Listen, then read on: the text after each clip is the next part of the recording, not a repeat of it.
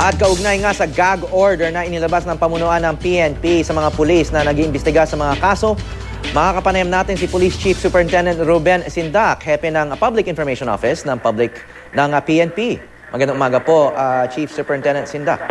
Yes, magandang umaga sa inyo, Howie, at sa lahat ng mga nanonood sa atin sa mga sandaling ito.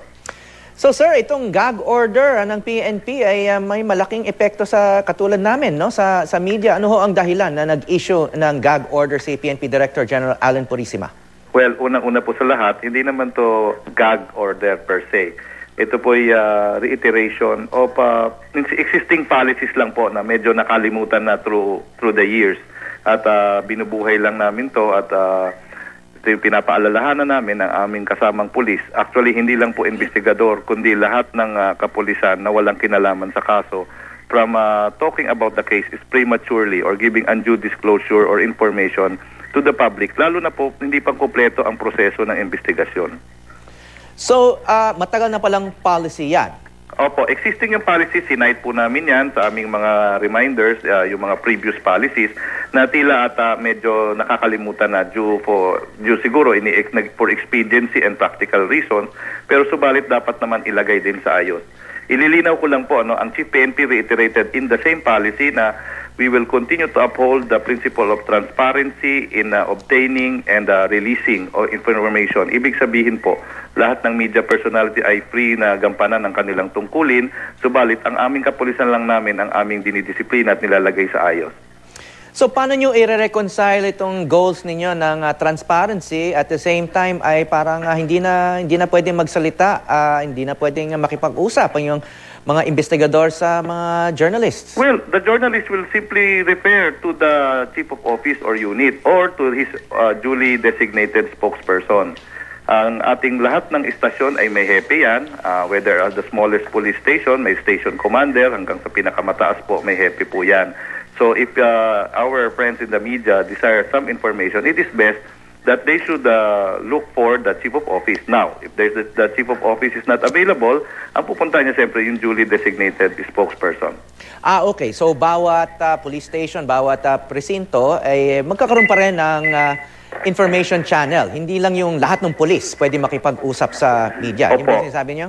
Opo, ito'y bunsod kasi ng mga minor infractions na nangyari during the recent months. Na napansin din ng ating pamunuan ng ang bansang pulisya ng Pilipinas, si Police Director General Purisima, na nakikita niya na nagkakaroon ng pandalas yung mga violations. Tulad ng una-una, yung firing line exposition of the suspects. Ito'y labag sa human rights, yung karapatang pantao ng ating suspects. Pangalawa, yung kinokompromise po ang ibang investigasyon at operasyon ng pulis na makakatama sa kung hindi sa biktima kundi sa outcome ng investigasyon, kasi parang matetelegraph po ang mga galaw ng pulis at lalong magiging mailap ang paghuhuli natin sa mga suspects.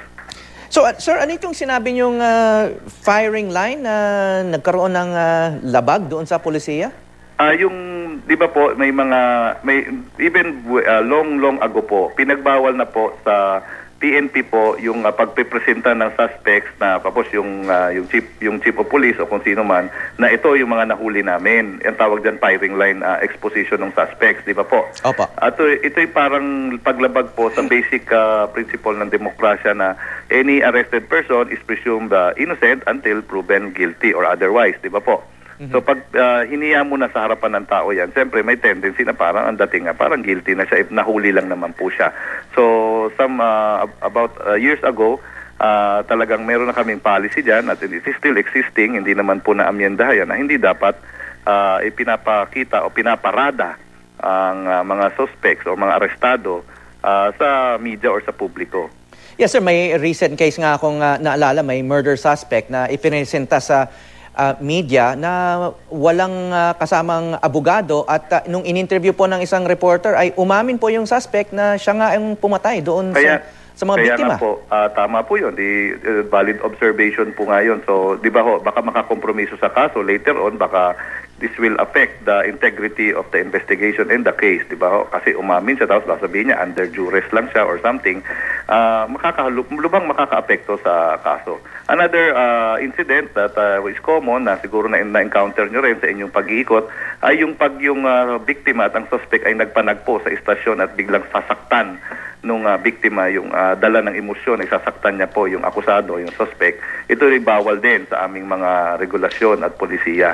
Dahil hindi dapat hayaan ng mga pulis o investigador na ang biktima ay maglabas ng kanyang emosyon at biglang pagsasampalin. Siguro kung kunwari ang suspect o sasaktan, samantalang nasa harapan nila, dapat awatin nila kaagad to. So to come up with a comprehensive reminder, pinaalalahanan ang lahat ng pulis, lalo na nasa investigasyon at police operation, na yung nga, mag-observe ng existing policies tulad ng undue disclosure of information, care in handling suspects as well as the victims, and the sensitivity of police operations. Sir, makaka-interview pa ba ang media ng mga suspect? Halimbawa, yung mga nasa kulungan? Opo naman po. Ang aming pinibent lang naman po yung side ng police po eh.